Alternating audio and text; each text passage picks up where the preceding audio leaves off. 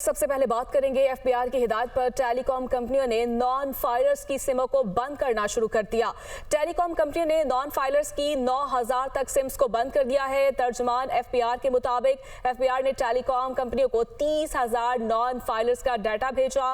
रोजाना की बुनियाद पर नॉन फाइलर्स का डाटा टेलीकॉम कंपनियों को भेजा जाएगा। तर्जुमान एफबीआर के मुताबिक एफबीआर ने 5.5 लाख से ज्यादा नॉन फाइलर्स की निशानदेही की है। इसी पर मजीद बात कर लेते हैं। मुदस्सिर अली राना हमारे साथ मौजूद है। मुदस्सिर, बताइएगा आगे का क्या प्लान है?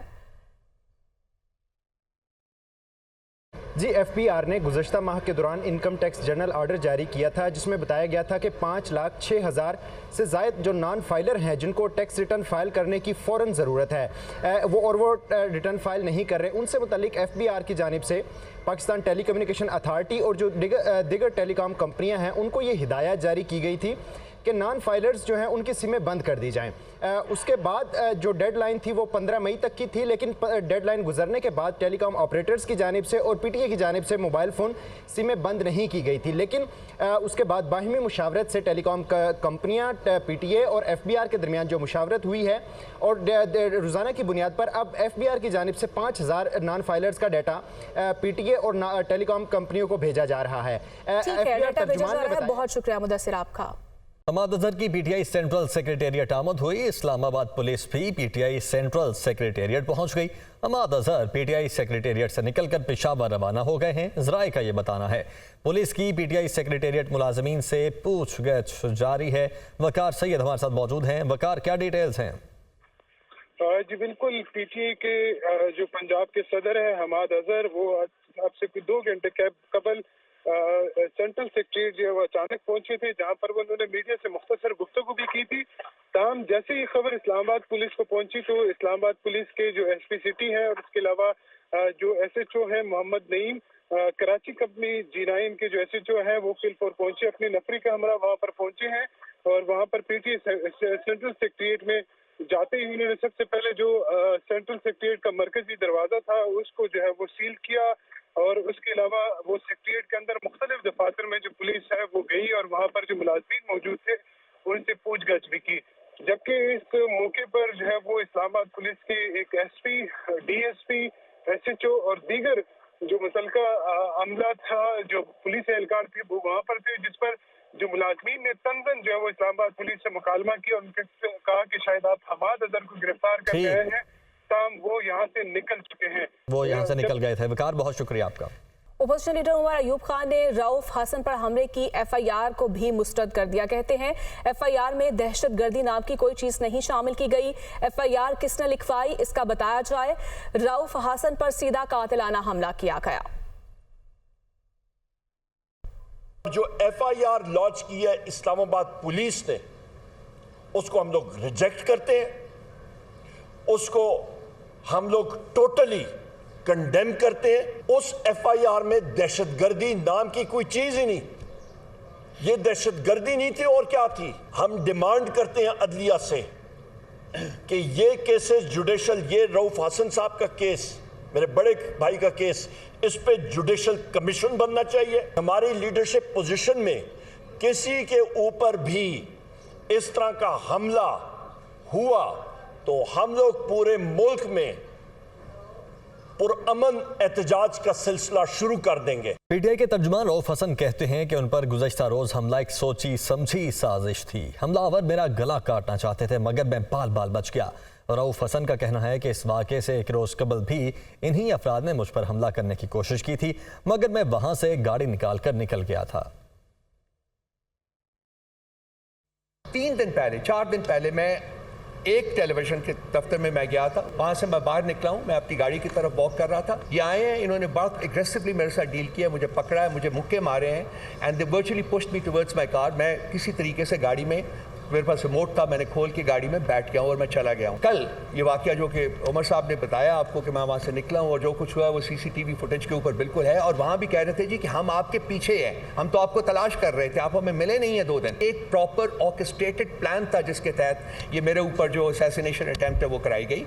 दे वेंट फॉर माई जगुलर उनका जो जाविया था अटैक का वो इसको ताकि यहाँ काटे, गला काटे। वो उस वक्त मैं, अगर आप सीसीटीवी फुटेज देखें तो आपको देखेंगे कि उस वक्त मैं डक कर गया। जब ये अटैक लगा मुझे, उसमें डक कर गया, उसकी वजह से ये हिस्सा मेरा बचा और वो जो था, वो उनका जाविया जो था अटैक का, वो आके यहाँ मुझे लगा। इस्लामाबाद पुलिस रऊफ हसन केस में तफ्तीश प्रोफेशनल तौर पर अमल में ला रही है। तर्जुमान का ये कहना है रऊफ हसन केस की FIR उनकी दस्तखतशुदा दरखास्त के मुताबिक मिनोअन दर्ज की गई है। रऊफ हसन केस में SSP इन्वेस्टिगेशन की सरबराही में स्पेशल इन्वेस्टिगेशन टीम तश्कील दे दी है। इस्लामाबाद पुलिस केस को मेरिट पर मंतकी अंजाम तक पहुंचाएगी। बात करेंगे सुप्रीम कोर्ट में नैब तरामीम केस की समाअत का मामला। बानी पीटीआई की सुप्रीम कोर्ट में जाती हैसियत में पेश होने के लिए दरखास्त दायर की गई है। बानी पीटीआई ने जेल इंतजामिया के जरिए तहरीरी दरखास्त चीफ जस्टिस को भिजवा दी है। बानी पीटीआई ने दरखास्त दस्तखत करके जेल इंतजामिया के हवाले कर दी।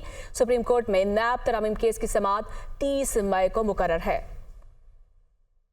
इसी पर मज़ीद बात कर लेते हैं। रिजवान काजी हमारे साथ मौजूद है। जी रिजवान, क्या डिटेल्स है आपके पास? नैब केस की समाअत के मामला पर ज़ाती तौर पर अदालत में पेश होने की दरख्वास्त कर दी है और इस ज़िम्मन में आज 190 मिलियन केस की रेफरेंस की समाअत के दौरान बानी पीटीआई ने सुप्रीम कोर्ट में ज़ाती हैसियत में पेश होने के लिए दरख्वास्त चीफ जस्टिस को तहरीरी तौर पर भिजवाई है और उस दरख्वास्त पर इंतजामिया की तरफ से दौरान समाअत ही बानी पीटीआई से जो है वो दस्तखत करवाई गई थी, जिसके बाद बानी पीटीआई दरख्वास्त पर दस्तखत करके इंतजामिया के हवाले कर दिया और ये दरख्वास्त जो है सुप्रीम कोर्ट को भिजवाई जाएगी और सुप्रीम कोर्ट में जो नैब तरामीम के वो 30। ठीक है रिजवान, बहुत शुक्रिया आपका। कोट लखपत जेल लाहौर में कैद डॉक्टर यास्मिन राशिद की तबीयत नासाज है। डॉक्टर यास्मिन राशिद को इलाज के लिए सर्विसेज हॉस्पिटल मुंतकिल कर दिया गया है। जेल में सख्त गर्मी के बायस डॉक्टर यास्मिन राशिद का ब्लड प्रेशर बढ़ गया था। डॉक्टर यास्मिन राशिद जेल में बेहोश हो गई थी, इजराई का ये बताना है। तो कोट लखपत जेल लाहौर में कैद डॉक्टर यास्मिन राशिद की तबीयत नासाज है, उन्हें सर्विसेज हॉस्पिटल मुंतकिल कर दिया गया है। हुकूमत ने मुख्तलिफ सेक्टर्स के लिए गैस मजीद महंगी करने की तैयारी कर ली है। डोमेस्टिक फर्टिलाइजर, CNG, सीमेंट के लिए माह अगस्त से गैस नरखों में इजाफे का मंसूबा। IMF मिशन को पेट्रोलियम सेक्टर से मुतालिक प्लान पेश कर दिया गया। इस्लामाबाद से ये खुसूसी रिपोर्ट। मुख्तलिफ गैस सेक्टर्स के लिए कीमतों में एक बार फिर से इजाफे की तैयारी। प्रोटेक्टेड और नॉन प्रोटेक्टेड सार्फिन के लिए बिल 100 से 400 रुपए तक बढ़ाने की तजवीज़ हुकूमत ने प्लान IMF के साथ शेयर कर दिया। ज़राए के मुताबिक IMF मिशन और मुआशी टीम में गैस सेक्टर के लिए टैरिफ, गर्दिशी कर्जा और रिफॉर्म्स पर बातचीत हुई। IMF मिशन को गैस सेक्टर का गर्दिशी कर्जा कम करने के लिए 3 प्लान दिए गए हैं। ज़राए के मुताबिक IMF से शेयर करदा प्लान में कमर्शियल रोटी तंदूर के लिए गैस नरखों में इजाफा न करने की तजवीज़ दी गई है। IMF मिशन को फर्टिलाइजर प्लांट के लिए भी गैस नरखों में इजाफे की तजावीज़ दी गई हैं। गैस सेक्टर का गर्दिशी कर्जा कम करने के लिए डिविडेंड स्कीम पर भी बातचीत की गई है। दोनों फरीकेन ने रिकवरियों, इस्लाहात और टैरिफ से मुतालिक डाटा बवक्त शेयर करने पर इत्तफाक किया है। आगे बढ़ते हैं। पाकिस्तान और इंग्लैंड के दरमियान पहले T20 मैच से कबल बारिश की एंट्री। मैच बारिश की नजर होने का खदशा है। पाकिस्तान और इंग्लैंड की टीमें आज लीड्स में मद्दे मुकाबिल होंगी। कौमी टीम बाबर आजम की क़यादत में मैदान में उतरेगी। उस्मान खान और मोहम्मद रिजवान से ओपनिंग करवाए जाने का इम्कान है। Fast bowler Haris Rauf fit हैं, प्लेइंग 11 का हिस्सा होंगे। Fast bowler Hasan Ali Pakistan T20 squad से बाहर हो चुके हैं। हसन अली को फास्ट बॉलर हारिस रऊफ के बैकअप के तौर पर स्क्वाड में शामिल किया गया था।